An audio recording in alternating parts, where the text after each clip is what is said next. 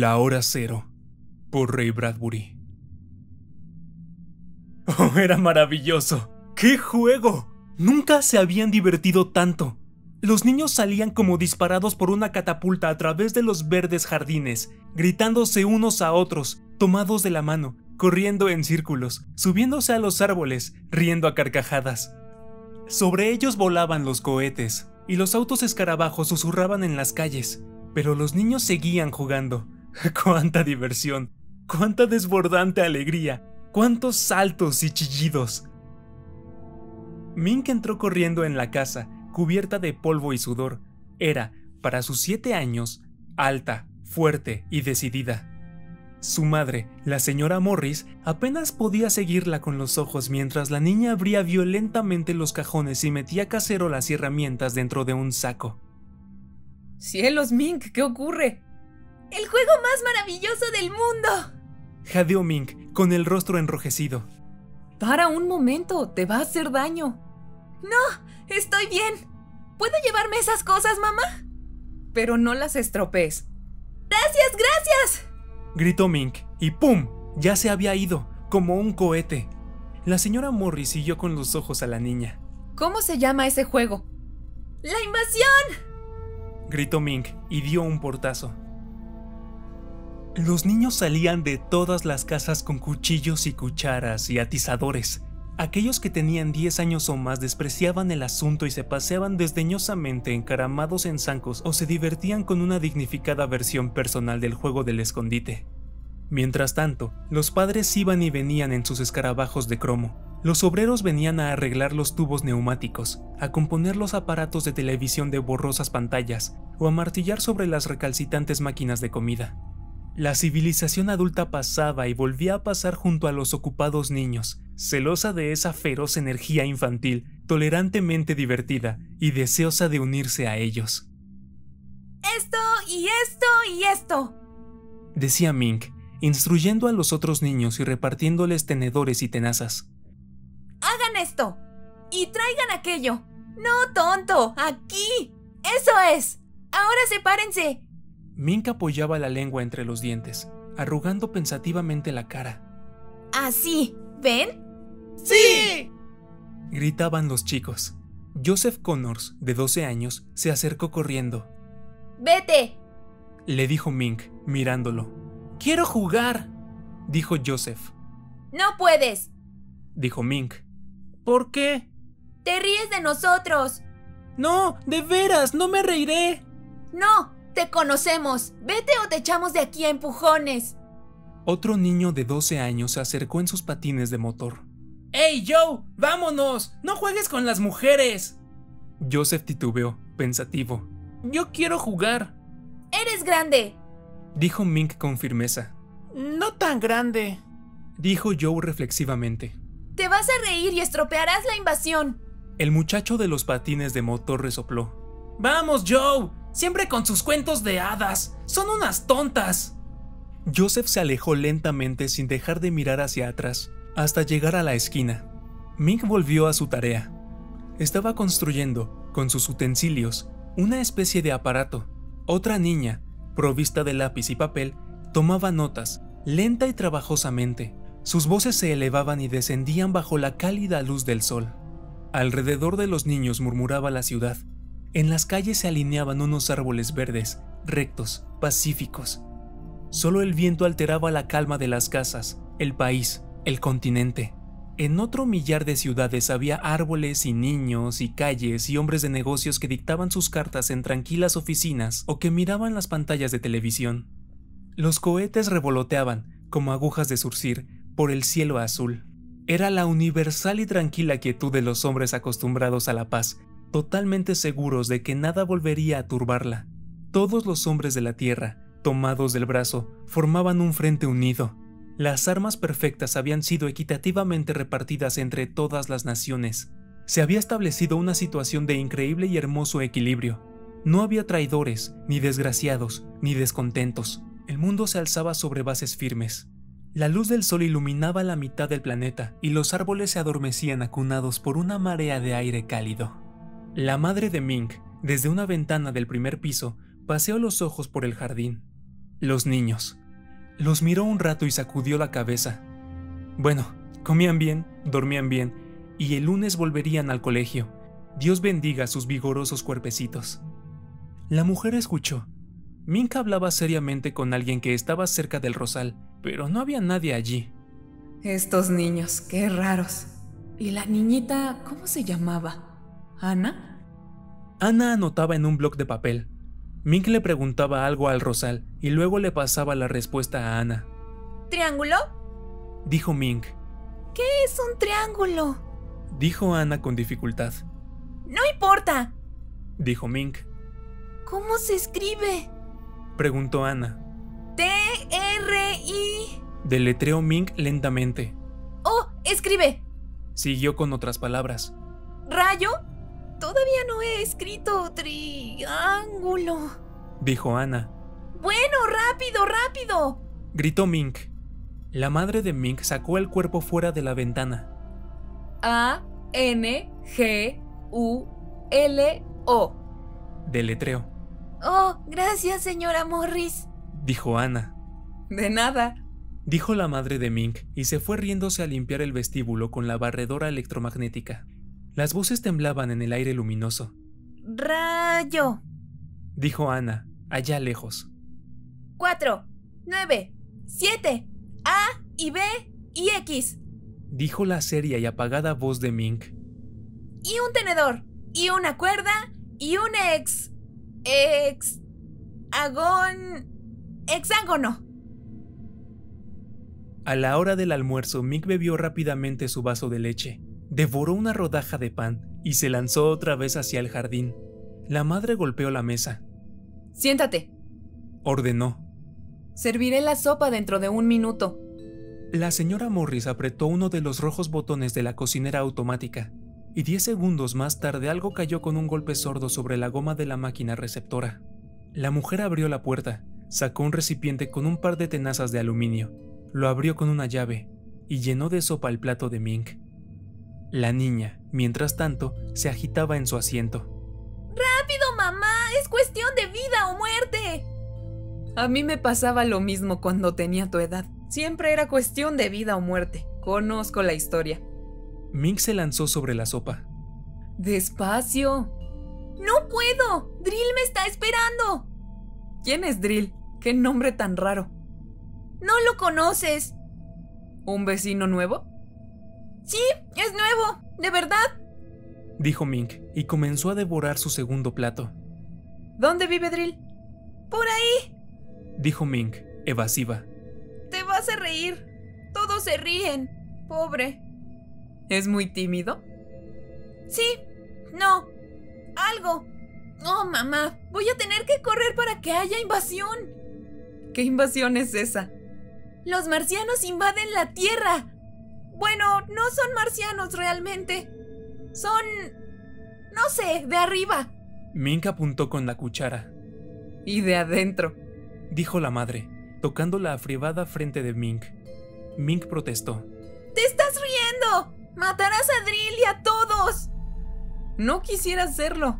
¿Drill es un marciano? No, es... bueno... viene de Júpiter o de Saturno o de Venus, pero le ha costado mucho. La señora Morris se llevó una mano a la boca. Me lo imagino. No sabían cómo atacar a los terrestres. Somos inexpugnables. Dijo la mujer con una seriedad burlona. Eso mismo dijo Drill, esa misma palabra, mamá. Caramba, caramba, Drill es un niño muy inteligente. Sabe palabras difíciles. No sabían cómo atacar, mamá. Drill dice que para ganar una pelea hay que sorprender a la gente. Y dice también que hay que recibir ayuda del enemigo. La quinta columna. Sí, eso dice Drill. Y no sabían cómo sorprender a los terrestres y no encontraban a nadie que los ayudara. No me asombra, somos muy unidos. La señora Morris se rió, retirando los platos. Mink siguió allí, con los ojos clavados en la mesa, absorta en lo que estaba diciendo. Hasta que un día... susurró Mink melodramáticamente. pensaron en los niños. Vaya, vaya, dijo la sonriente señora Morris. Y pensaron que como los grandes están siempre ocupados, no mirarían en los jardines ni debajo de los rosales. Solo para buscar hongos o caracoles. Y además están las Dim Dims. ¿Las Dim Dims? Las Dims. ¡Ones! ¿Dimensiones? Sí, 4. Y también los niños más pequeños y la imaginación. Es divertido oír a Drill. La señora Morris estaba cansada. Sí, seguramente. Se está haciendo tarde y si quieres terminar tu invasión antes del baño, será mejor que corras. ¿Tengo que bañarme, mamá? Claro. ¿Por qué los niños odiarán el agua? Todos los niños en todas las épocas de la historia han odiado que les laven las orejas. Drill dice que no tendré que bañarme. Oh, dice eso, ¿eh? Se lo dice a todos los chicos. No más baños. Y nos quedaremos levantados hasta las 10 y veremos 2 funciones de televisión en vez de una. Bueno, el señor Drill se está metiendo en camisa de 11 varas. Hablaré con su madre y... Mink fue hacia la puerta. Pete Britz y Dale Jerrick nos dan mucho trabajo. Están creciendo. Se ríen. Son peores que los papás y las mamás. No creen en Drill. Son así porque están creciendo. Y no se dan cuenta. Hace 2 años eran chicos todavía. Los odio más que a nadie. Los mataremos primero. ¿Y luego a tu padre y a mí? Drill dice que son peligrosos. ¿Sabes por qué? Porque no creen en los marcianos. Van a dejar que nosotros mandemos en el mundo. Bueno, nosotros solos no. También los chicos que viven enfrente. Yo seré reina. Mink abrió la puerta. ¿Mamá? ¿Sí? ¿Qué quiere decir lógica? ¿Lógica? Bueno, querida, la lógica dice qué cosas son ciertas y cuáles no. Drill entendió eso. ¿Y qué quiere decir impresionable? Mink tardó un minuto en pronunciar la palabra. Bueno, quiere decir... La señora Morris miró las tablas del piso, riéndose suavemente. Quiere decir... ser un niño, querida. ¡Gracias por el almuerzo! Mink salió corriendo y enseguida se detuvo y volvió la cabeza. Mamá, espero que no te duela mucho. De veras. Bueno, gracias, dijo la madre. A las 4 se oyó el zumbido del audiovisor. La señora Morris movió la llavecita. Hola, Ellen. Saludó. Hola, Mary. ¿Cómo andan las cosas en Nueva York? Muy bien. ¿Y en Scranton? Pareces cansada. Tú también. Los niños me agotan, dijo Ellen. La señora Morris suspiró. Mink es igual. La super invasión. Ellen se rió. ¿También tus chicos juegan a eso? Dios, sí. Mañana se tratará de asnos geométricos o de arbustos motorizados. ¿Éramos así en el año 48? Peores. Japoneses y nazis. No sé cómo mis padres me aguantaban. Yo era casi como un muchacho. Los padres aprenden a hacerse los sordos. Un silencio. ¿Qué te pasa, Mary?, preguntó Ellen. La señora Morris había bajado la vista y se pasaba la lengua lenta y pensativamente por el labio inferior. ¿Eh?, preguntó sobresaltada. Oh, nada importante, solo eso, hacerse los sordos y esas cosas. ¿Qué estábamos diciendo? Mi hijo Tim solo habla de alguien llamado... Drill. Sí, creo que así se llama. Debe ser una nueva contraseña. Mink también está enloquecida con ese Drill. No sabía que hubiese llegado hasta Nueva York. De boca en boca, me imagino. Una moda. Hablé con Josephine y me dijo que sus hijos en Boston están entusiasmadísimos con este juego. En ese momento, Mink entró en la cocina, dando saltos. Venía a beber un vaso de agua. La señora Morris se volvió hacia ella. ¿Cómo andan las cosas? ¡Falta poco! ¡Magnífico!, dijo la señora Morris. ¿Qué es eso? ¡Un yoyo!, dijo Mink. ¡Fíjate! Mink dejó caer el yoyo. Cuando ya llegaba al final del hilo, el yoyo desapareció. ¿Viste?, dijo Mink. ¡Hop! Abrió la mano y el yoyo apareció de nuevo subiendo por el hilo. Hazlo otra vez, le dijo su madre. No puedo, la hora 0 es a las 5, adiós. Mink se fue jugando con su yoyo.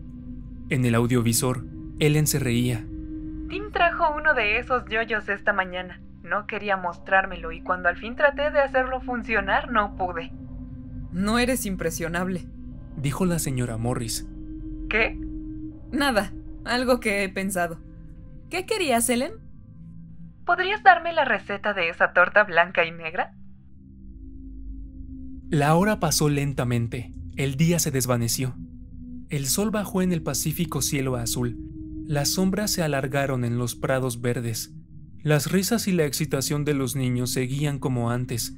Una niñita se escapó llorando. La señora Morris se asomó a la puerta. Mink, ¿por qué lloraba Peggy Ann? Mink estaba en el jardín, en cuclillas, cerca del rosal. Oh, es una miedosa. No queremos que juegue con nosotros. Es demasiado grande para jugar. Me parece que creció de pronto. ¿Y por eso lloraba? Señorita, ¿me va a contestar correctamente o se viene para adentro? Mink se incorporó, consternada y con cierta irritación. No puedo. Es casi la hora. Seré buena, mamá, lo siento. ¿Le pegaste a Peggy Ann? No, de veras, pregúntaselo. Fue algo... Bueno, es una nena miedosa. Los chicos rodearon a Mink. La niña volvió a trabajar con sus cucharas y un rectángulo formado por martillos y tubos. Y así... murmuró Mink. ¿Qué pasa? Preguntó la señora Morris. Drill se atascó, a mitad de camino. Si pudiésemos sacarlo, sería más fácil. Los otros vendrían detrás. ¿Puedo ayudarte? No, mamá, gracias, yo lo arreglaré. Muy bien, dentro de media hora te llamaré para el baño. Me cansa mirarte. La señora Morris entró en la casa y se sentó en la mecedora automática, bebiendo a sorbos un vaso de cerveza. La silla le masajeó la espalda. Niños, niños, niños y amor y odio, todo junto. A veces los niños te quieren, a veces te odian, todo en un instante. ¡Qué raros son! ¿Olvidarán o perdonarán los azotes y las duras y estrictas voces de mando? ¿Cómo puede uno olvidar y perdonar a esos seres de allá arriba, a esos altos y tontos dictadores? Pasó el tiempo. Un curioso silencio, un silencio expectante y cada vez más pesado, se posó sobre la calle. Las 5. Un reloj cantó suavemente en algún rincón de la casa con una voz serena y musical. Las 5, las 5, el tiempo pasa, las 5. Y la voz se hundió en el silencio. La hora 0. La señora Morris rió entre dientes. La hora 0. Un auto escarabajo susurró en la avenida. Era el señor Morris. La señora Morris sonrió. El señor Morris salió del auto, cerró la puerta con llave y saludó alegremente a Mink, que seguía trabajando. Mink no le hizo caso. El hombre se rió y se detuvo un momento a observar a los niños. Luego subió los escalones que llevaban a la puerta. «Hola, querida». «Hola, Henry». La señora Morris se sentó en el borde de la silla. Los chicos estaban callados. Demasiado callados. El señor Morris vació su pipa y volvió a llenarla. «Ah, qué hermoso día. Da gusto vivir». Un zumbido. ¿Qué ha sido eso? No sé. La mujer se incorporó de pronto, con los ojos muy abiertos. Iba a decir algo. Se detuvo. Era ridículo. Se estremeció. Esos niños no jugaban con nada peligroso, ¿no es cierto? No, nada. Solo caños y martillos. ¿Por qué? Nada eléctrico. No, me he fijado. La señora Morris entró en la cocina. El zumbido continuaba. De todos modos, diles que basta por hoy. Pasan de las 5. Diles que... La mujer parpadeó y se rió, nerviosamente. Diles que dejen la invasión para mañana. El zumbido se hizo más intenso. ¿Qué están haciendo? Iré a ver. La explosión. La casa se sacudió con un sordo ruido. Otras explosiones resonaron en otras casas, en otros jardines. La señora Morris gritó, involuntariamente. ¡Vamos! ¡Arriba, rápido! Su grito no tenía ningún sentido. Quizá había visto algo de reojo. Quizá había olido un nuevo olor. No había tiempo para discutir con Henry. No había tiempo para convencerlo. Deja que piense que estás loca. Sí, loca. Estremeciéndose, corrió escaleras arriba. Su marido la siguió. ¡En el altillo!, gritó la mujer. ¡Fue ahí! Era solo una pobre excusa para encerrar a Henry en el altillo, mientras hubiese tiempo. ¡Oh, Dios! ¡Tiempo! Otra explosión en la calle. Los niños gritaron entusiasmados, como ante unos hermosos fuegos de artificio. ¡No es en el altillo!, gritó el señor Morris. ¡Es afuera! ¡No, no! Sin aliento, jadeante, la mujer siguió corriendo. ¡Vas a ver! ¡Rápido, rápido! Entraron en el altillo. La mujer cerró la puerta y tiró la llave a un revuelto rincón. Unas palabras incomprensibles le salían de la boca. Todas las secretas sospechas y todos los temores que había sentido esa tarde y que habían fermentado en ella como un vino. Todas las menudas revelaciones y sensaciones que la habían acosado durante todo ese día y que, lógicamente, cuidadosamente, razonablemente había rechazado y censurado, ahora estallaban en ella y le destrozaban las entrañas. ¡Aquí, aquí! Decía sollozando, apoyada en la puerta. Estaremos a salvo hasta la noche. Quizá podamos salvarnos. Quizá podamos escapar. Henry perdió también la cabeza, pero por otro motivo. ¿Estás loca? ¿Por qué tiraste la llave? Esto no tiene sentido. Sí, estoy loca si quieres, pero quédate aquí. No sé cómo podría irme. Cállate, pueden oírnos. Oh, Dios, nos encontrarán. Allá abajo se oyó la voz de Mink. El señor Morris oyó un enorme zumbido, un susurro, un grito, una voz ahogada. Llamaba al audiovisor, una y otra vez, insistentemente. ¿Será él en quien llama?, pensó la señora Morris. Y llamará por lo que creo que llama.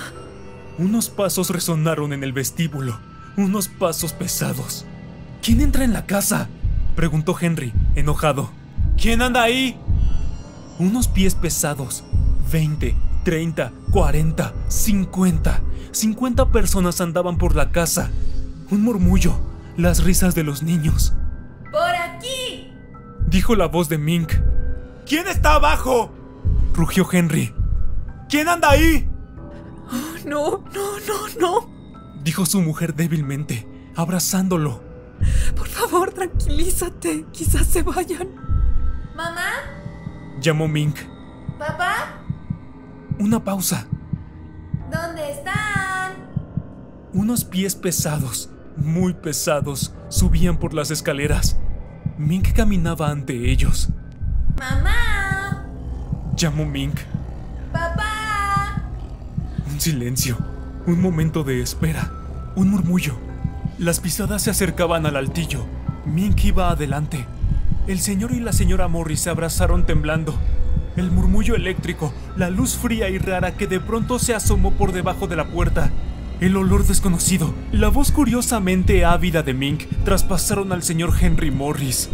Allí se quedó, estremeciéndose en el oscuro silencio, cerca de su mujer. ¡Mamá! ¡Papá! Pisadas, un ligero sonido, la cerradura se fundió, la puerta se abrió de par en par. Mink espió al interior del altillo. Unas sombras altas y azules se alzaban detrás de ella. ¡Cucú!, dijo Mink.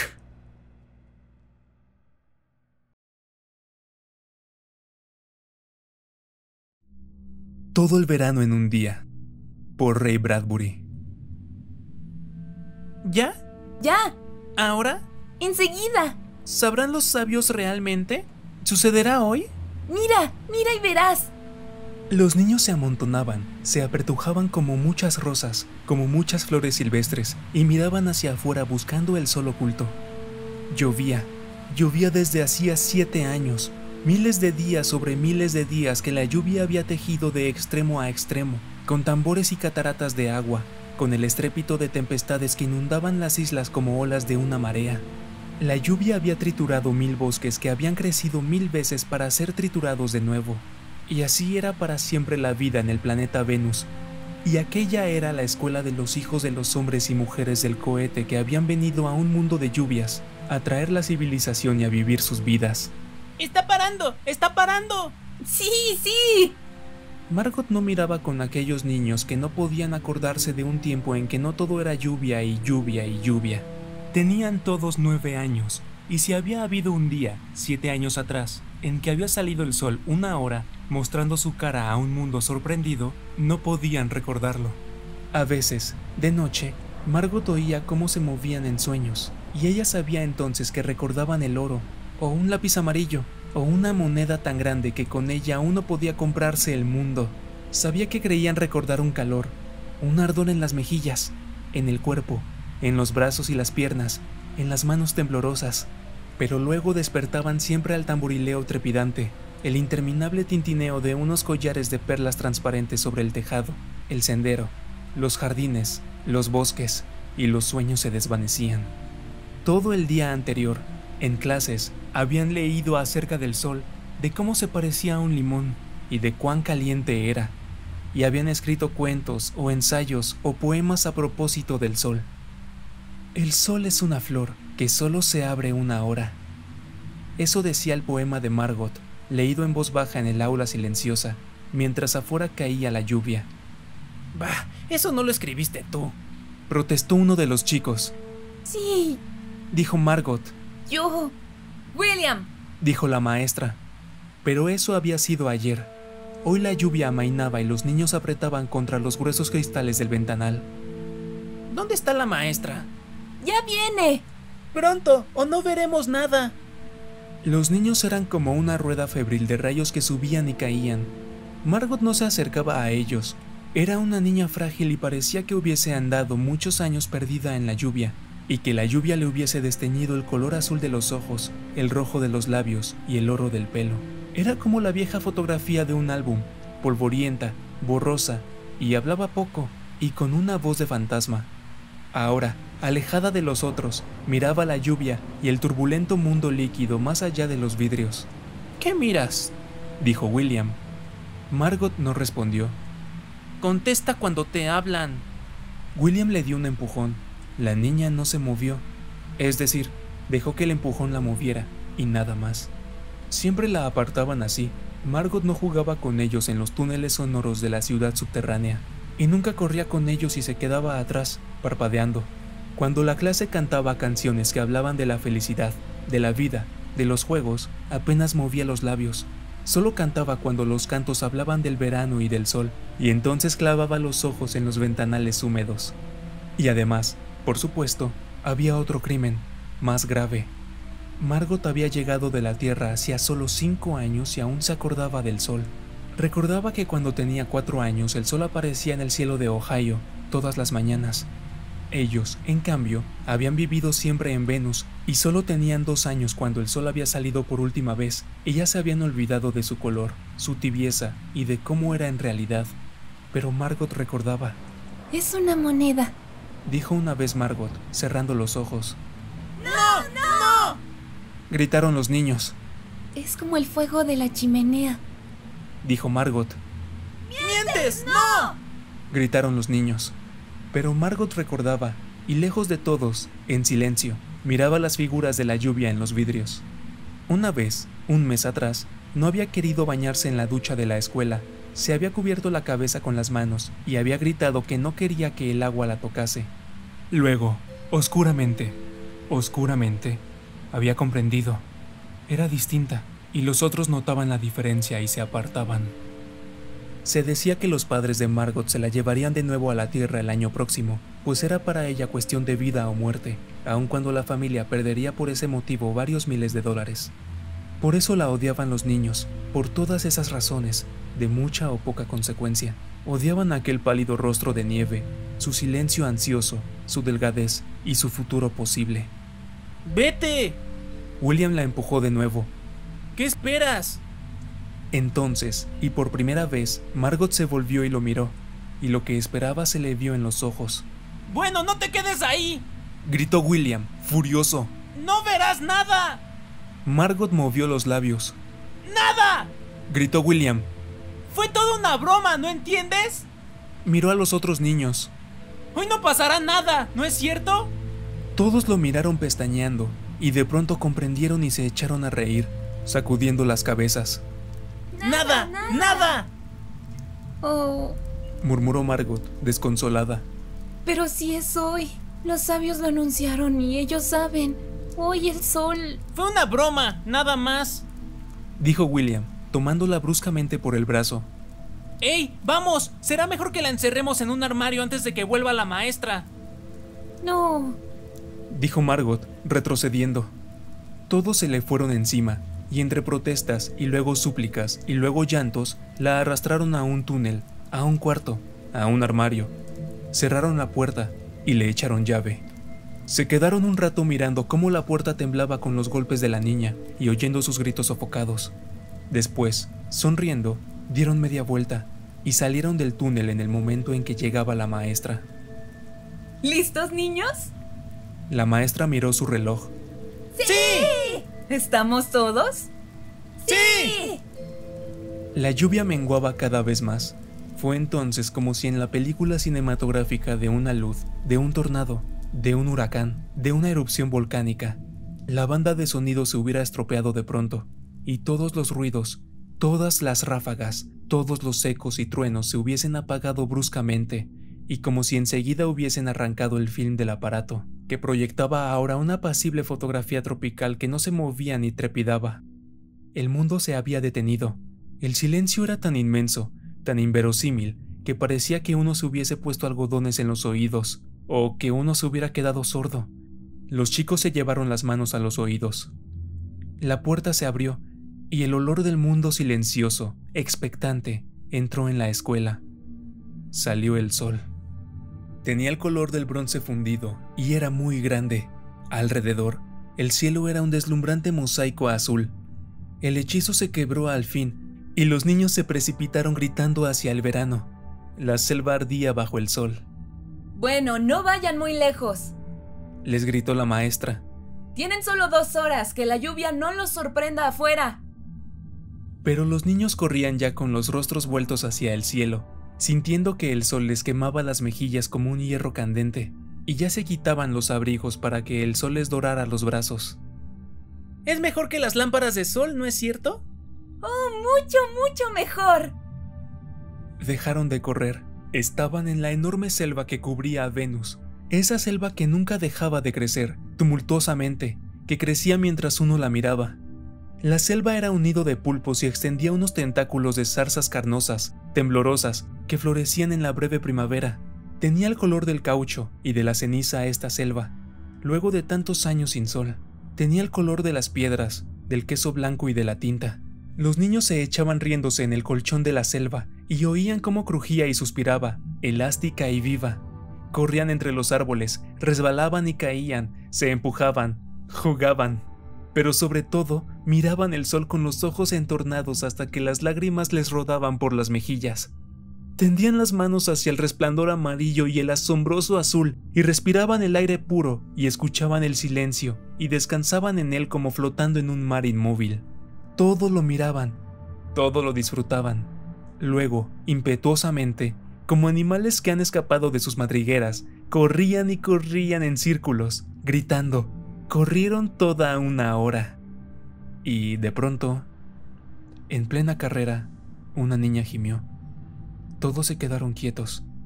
De pie, en la selva, la niña extendió una mano. ¡Oh, miren, miren! Dijo. Todos se acercaron lentamente y miraron la mano abierta. En el centro de la palma, como una ventosa, una gota de lluvia. La niña se echó a llorar, mirando la gota. Todos alzaron rápidamente los ojos al cielo. ¡Oh, no! Unas gotas frías les cayeron en las narices, las bocas, las mejillas. El sol se apagó tras una ráfaga de niebla.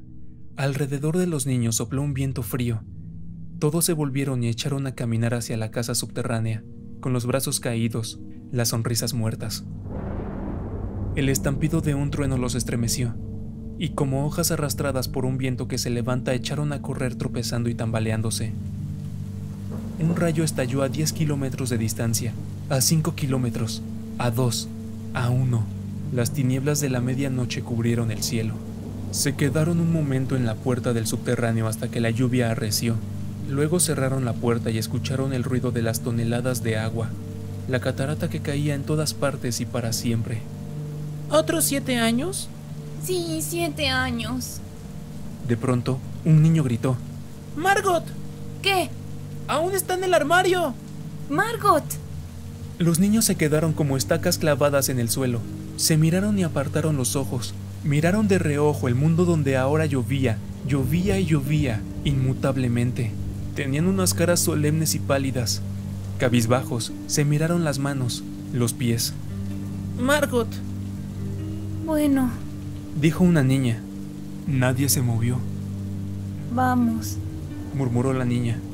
Lentamente, recorrieron el pasadizo bajo el ruido de la lluvia fría. Entraron en la sala bajo el estrépito de la tormenta y el trueno, con unas caras azules, terribles, iluminadas por los relámpagos. Se acercaron al armario, lentamente, y esperaron. Detrás de la puerta, solo había silencio. Abrieron la puerta, más lentamente aún, y dejaron salir a Margot.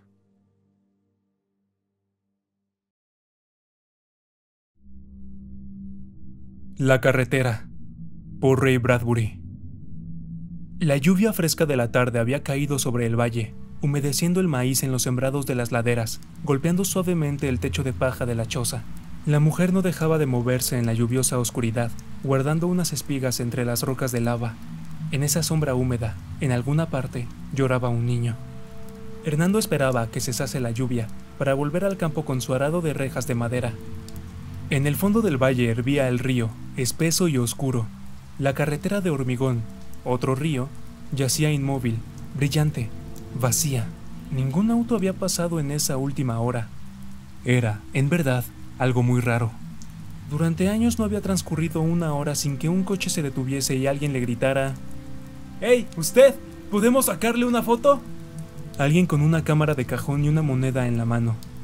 Si Hernando se acercaba lentamente, atravesando el campo sin su sombrero, a veces le decían: «Será mejor con el sombrero puesto». Y agitaban las manos, cubiertas de cosas de oro que decían la hora, o identificaban a sus dueños, o que no hacían nada sino parpadear a la luz del sol como los ojos de una serpiente. Así que Hernando se volvía a recoger el sombrero.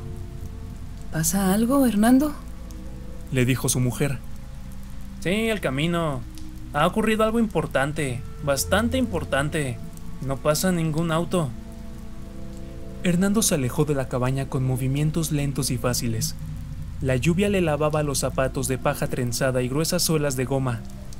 Recordó otra vez, claramente, el día en que se consiguió esos zapatos. La rueda se había metido violentamente en la choza, haciendo saltar cacharros y gallinas. Había venido sola, rodando rápidamente. El coche, de donde venía la rueda, siguió corriendo hasta la curva y se detuvo un instante, con los faros encendidos, antes de lanzarse hacia las aguas. El automóvil aún estaba allí. Se lo podía ver en los días de buen tiempo, cuando el río fluía más lentamente y las aguas barrosas se aclaraban. El coche yacía en el fondo del río con sus metales brillantes, largo, bajo y lujoso. Pero luego el barro subía de nuevo, y ya no se le podía ver. Al día siguiente, Hernando cortó la rueda y se hizo un par de suelas de goma. Hernando llegó al borde del camino. Se detuvo y escuchó el leve crepitar de la lluvia sobre la superficie de cemento. Y entonces, de pronto, como si alguien hubiese dado una señal, llegaron los coches. Cientos de coches, miles de coches. Pasaron y pasaron junto a él. Los coches, largos y negros, se dirigían hacia el norte, hacia los Estados Unidos, rugiendo, tomando las curvas a demasiada velocidad, con un incesante ruido de cornetas y bocinas, y en las caras de las gentes que se amontonaban en los coches, había algo que hundió a Hernando en un profundo silencio. Dio un paso atrás para que pasaran los coches. Pasaron 500, 1000, y había algo en todas las caras, pero pasaban tan rápido que Hernando no podía saber qué era eso. Al fin la soledad y el silencio volvieron a la carretera. Los coches bajos, largos y rápidos, se habían ido. Hernando oyó a lo lejos el sonido de la última bocina. La carretera estaba otra vez desierta. Había sido como un cortejo fúnebre, pero un cortejo desencadenado, enloquecido, un cortejo con los pelos de punta, que perseguía a gritos una ceremonia que se alejaba hacia el norte. ¿Por qué? Hernando sacudió la cabeza y se frotó suavemente las manos contra los costados del cuerpo. Y ahora, completamente solo, apareció el último coche. Era verdaderamente algo último. Desde la montaña, camino abajo, bajo la fría llovizna, lanzando grandes nubes de vapor, venía un viejo Ford, con toda la rapidez de que era capaz. Hernando creyó que el coche iba a deshacerse en cualquier momento. Cuando vio a Hernando, el viejo Ford se detuvo, cubierto de barro y óxido. El radiador hervía furiosamente. ¿Nos da un poco de agua? Por favor, señor. El conductor era un hombre joven de unos 20 años de edad. Vestía un suéter amarillo, una camisa blanca de cuello abierto y pantalones grises. La lluvia caía sobre el coche sin capota, mojando al joven conductor y a las 5 muchachas apretadas en los asientos. Todas eran muy bonitas. El joven y las muchachas se protegían de la lluvia con periódicos viejos. Pero la lluvia llegaba hasta ellos, empapando los hermosos vestidos, empapando al muchacho. El muchacho tenía los cabellos aplastados por la lluvia, pero nadie parecía preocuparse. Nadie se quejaba, y era raro. Estas gentes siempre estaban quejándose de la lluvia, del calor, la hora, el frío, la distancia. Hernando asintió con un movimiento de cabeza. Sí, claro, les traeré agua. ¡Oh, rápido, por favor! Gritó una de las muchachas, con una voz muy aguda y llena de temor. La muchacha no parecía impaciente, sino asustada. Hernando, ante tales pedidos, solía caminar aún más lentamente que de costumbre, pero ahora, y por primera vez, echó a correr. Volvió enseguida con la taza de una rueda llena de agua. La taza era, también, un regalo del camino. Una tarde había aparecido como una moneda que alguien hubiese arrojado a su campo, redonda y reluciente. El coche se alejó sin advertir que había perdido un ojo de plata. Hasta hoy lo habían usado en la casa para lavar y cocinar. Servía muy bien de tazón. Mientras se echaba el agua en el radiador hirviente, Hernando alzó la vista y miró los rostros atormentados. ¡Oh, gracias, gracias! Dijo una de las jóvenes. No sabe cómo lo necesitamos. Hernando sonrió. Hay mucho tránsito a esta hora, y todos hacia la misma dirección, el norte. No quiso decir nada que pudiese molestarlos, pero cuando volvió a mirar, ahí estaban las muchachas, inmóviles bajo la lluvia, llorando. Lloraban con fuerza. Y el joven trataba de hacerlas callar tomándolas por los hombros y sacudiéndolas suavemente, una a una. Pero las muchachas, con los periódicos sobre las cabezas, y los labios temblorosos, y los ojos cerrados, y los rostros sin color, siguieron llorando, algunas a gritos, otras más débilmente. Hernando las miró, con la taza vacía en la mano. No quise decir nada malo, señor. Se disculpó. Está bien, dijo el joven. ¿Qué está pasando, señor? ¿No lo ha oído?, replicó el muchacho, y volviéndose hacia Hernando, y haciendo el volante con una mano, se inclinó hacia él. Ha empezado. Las muchachas lloraron aún más fuerte que antes, olvidándose de los periódicos, dejando que la lluvia cayera y se mezclara con las lágrimas. Hernando se enderezó, echó el resto del agua en el radiador, miró el cielo, ennegrecido por la tormenta, miró el río tumultuoso, sintió el asfalto bajo los pies, se acercó a la portezuela. El joven extendió una mano y le dio un peso. No, Hernando se lo devolvió. Es un placer. Gracias, es usted tan bueno, dijo una muchacha sin dejar de sollozar. Oh, mamá, papá, oh, quisiera estar en casa, como quisiera estar en casa, oh, mamá, papá. Y las otras muchachas se unieron a ella.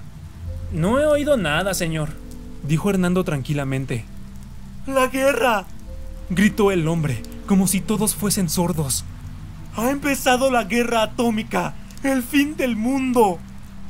Señor, dijo Hernando. Gracias, muchas gracias por su ayuda. Adiós, dijo el joven.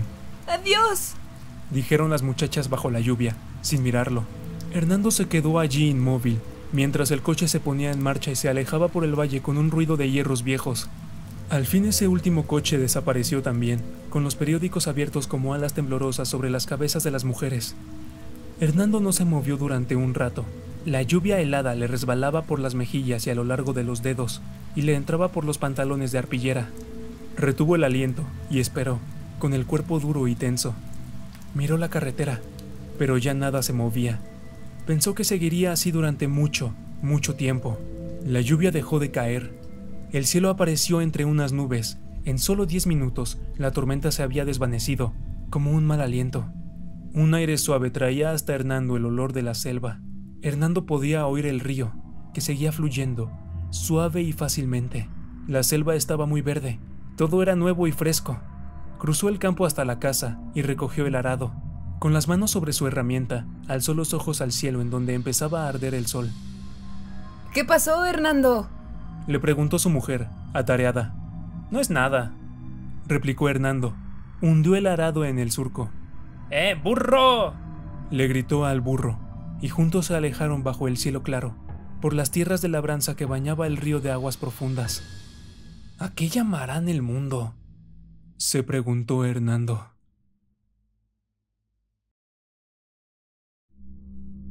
El juego de octubre, por Ray Bradbury.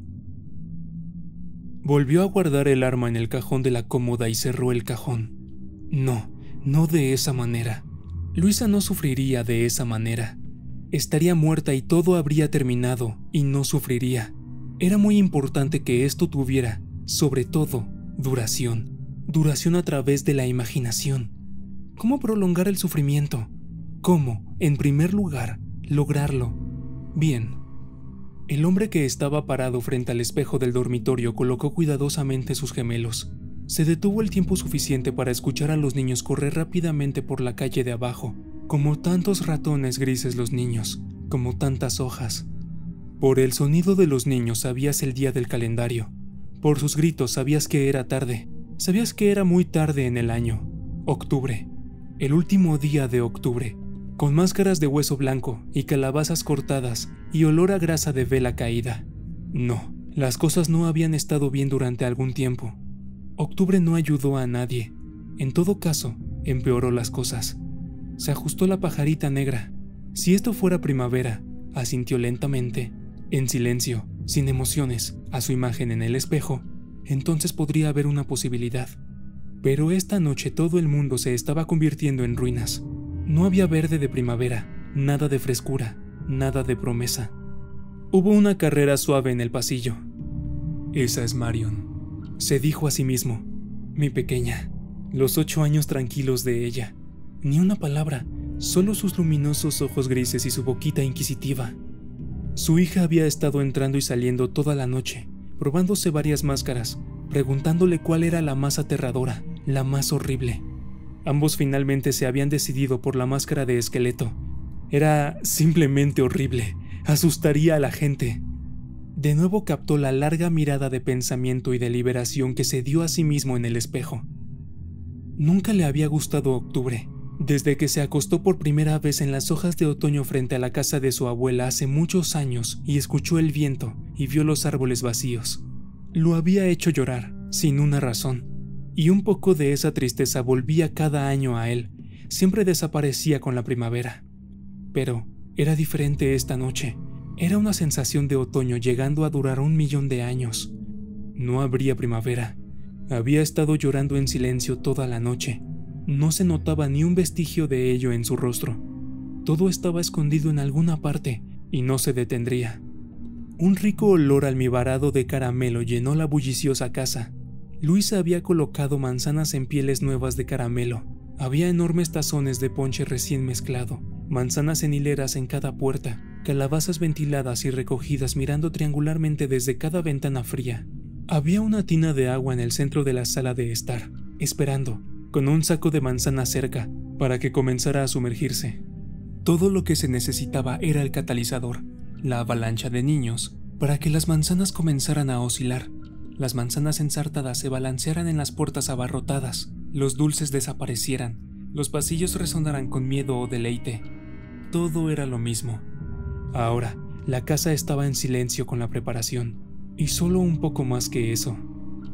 Luisa se las había arreglado para estar en todas las demás habitaciones excepto en la habitación en la que él estaba hoy. Era su forma muy fina de insinuar. Oh, mira, Mitch, mira lo ocupada que estoy. Tan ocupada que cuando entras en una habitación en la que estoy, siempre hay algo que necesito hacer en otra habitación.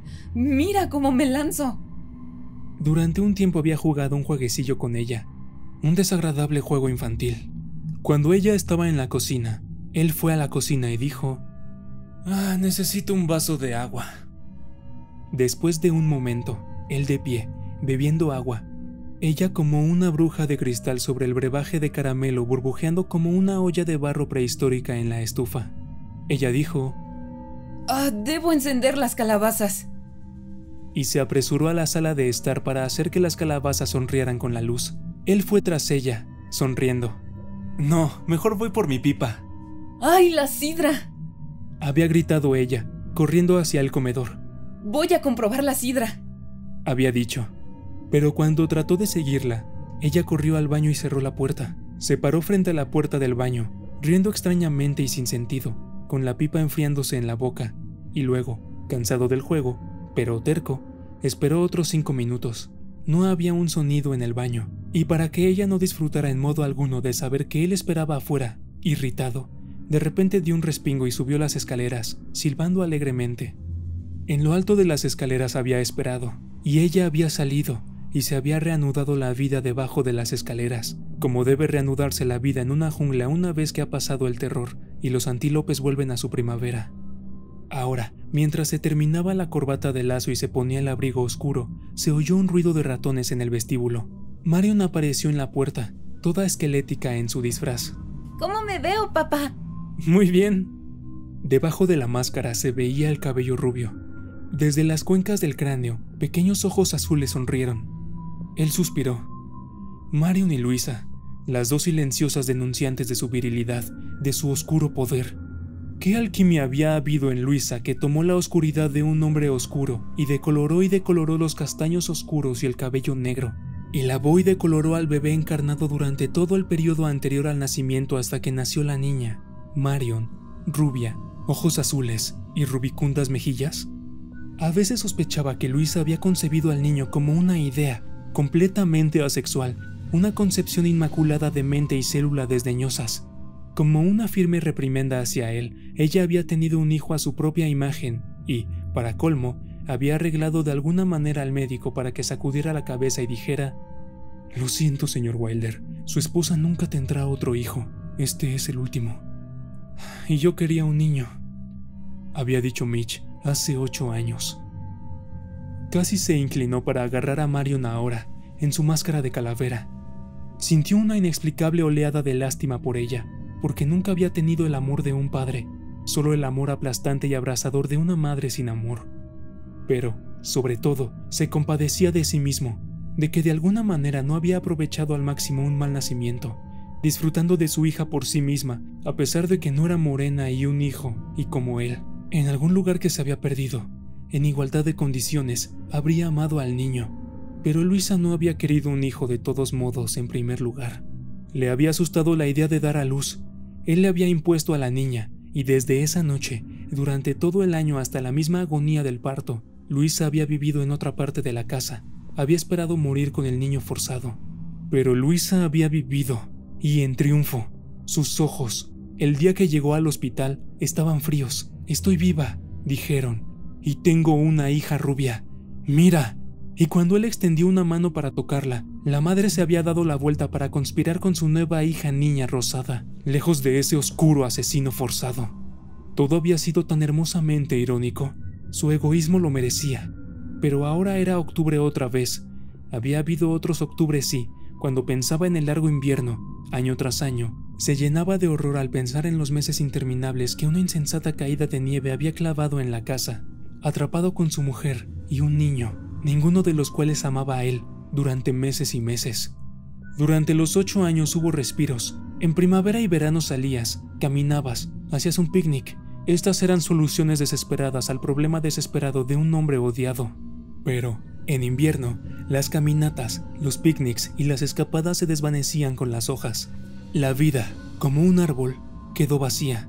La fruta recogida, la savia corrida a la tierra. Invitaste a la gente a entrar, pero era difícil conseguir gente en invierno con ventiscas y todo. Una vez había sido lo suficientemente inteligente como para ahorrar para un viaje a Florida. Se habían ido al sur, había caminado al aire libre. Pero ahora, al llegar el 8º invierno, sabía que las cosas finalmente habían llegado a su fin. Simplemente no podía usar este. Había un ácido encerrado en el que lentamente había devorado tejidos y huesos a lo largo de los años. Y ahora, esta noche, alcanzaría el explosivo salvaje en él, y todo terminaría. Hubo un sonido loco de la campana de abajo. En el pasillo, Luisa fue a ver. Marion, sin decir palabra, bajó corriendo a saludar a los primeros en llegar. Hubo gritos e hilaridad. Caminó hasta lo alto de las escaleras. Luisa estaba abajo, tomando abrigos. Era alta, esbelta y rubia hasta la blancura, y se reía de los niños nuevos. Él dudó. ¿Qué fue todo esto? ¿Los años? ¿El aburrimiento de vivir? ¿Dónde había salido mal? Ciertamente no solamente con el nacimiento de la niña, pero había sido un símbolo de todas sus tensiones, imaginó, sus celos y sus fracasos comerciales y todo el resto podrido. ¿Por qué no se dio la vuelta, hizo la maleta y se fue? No sin lastimar a Luisa tanto como ella lo había lastimado a él. Era tan simple como que el divorcio no le haría ningún daño. Sería simplemente el fin de la indecisión entumecida.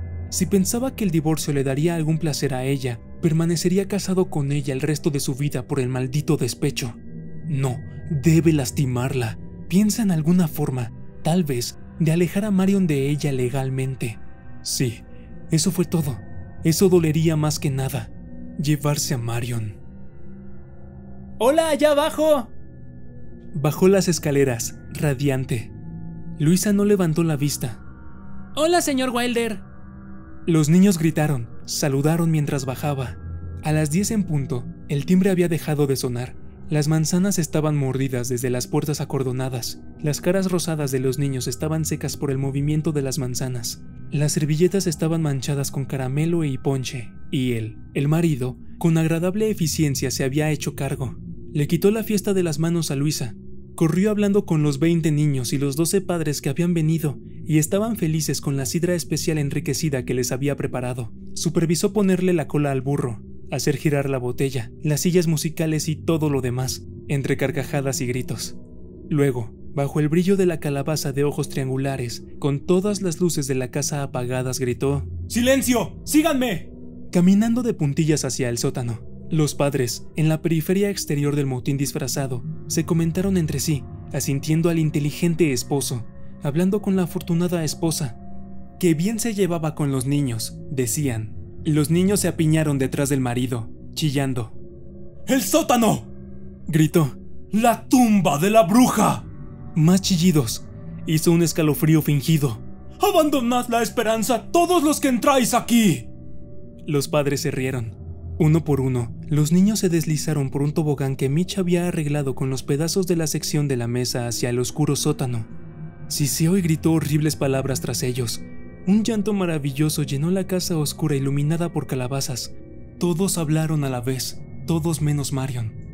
Había pasado toda la fiesta con un mínimo de sonido o conversación. Todo estaba dentro de ella, toda la emoción y la alegría. ¡Qué pequeño troll!, pensó.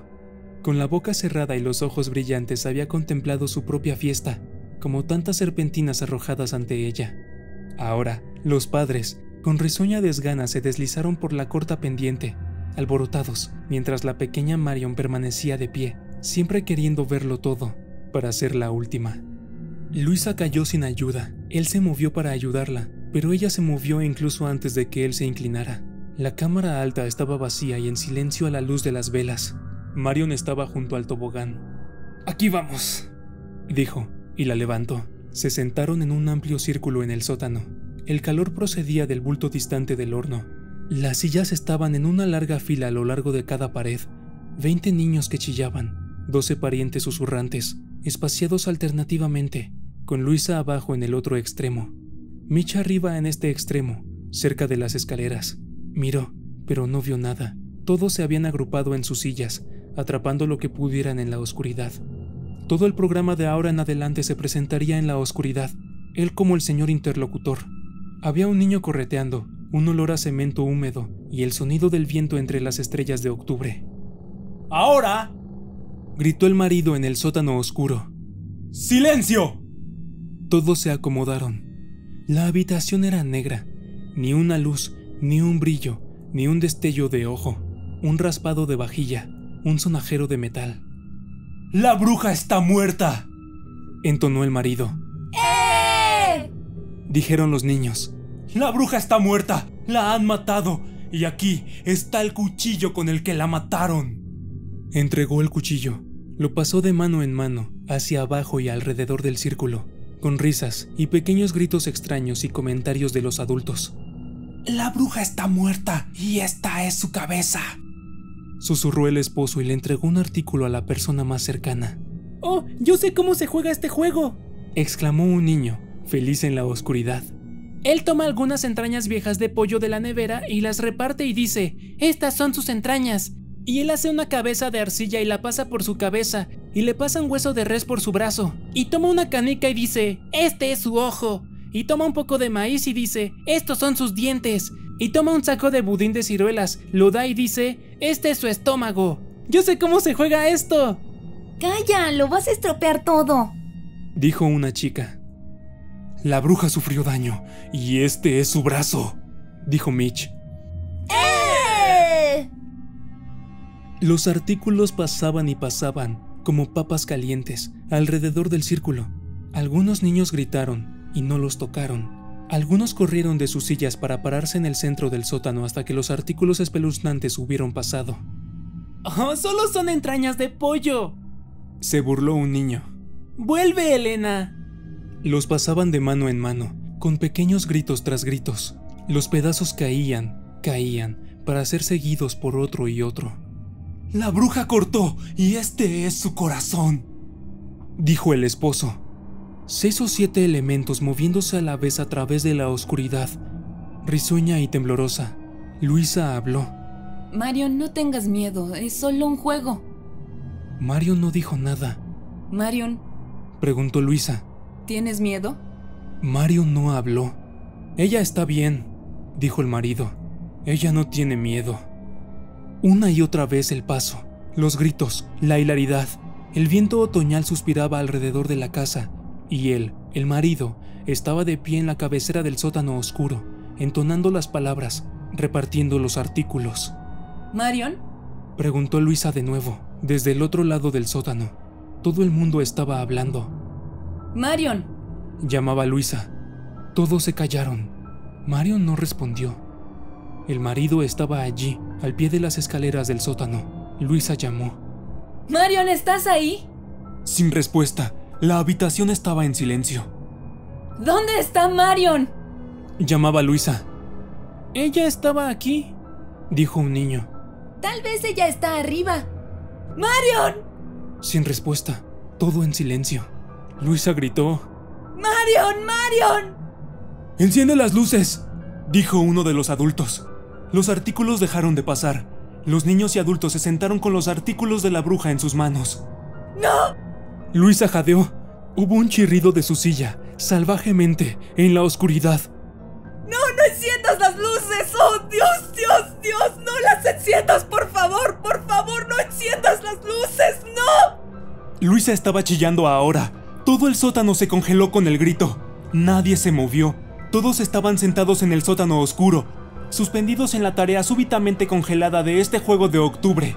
El viento soplaba afuera, golpeando la casa. El olor a calabazas y manzanas llenaba la habitación con el olor de los objetos en sus dedos mientras un niño gritaba: ¡Subiré y miraré!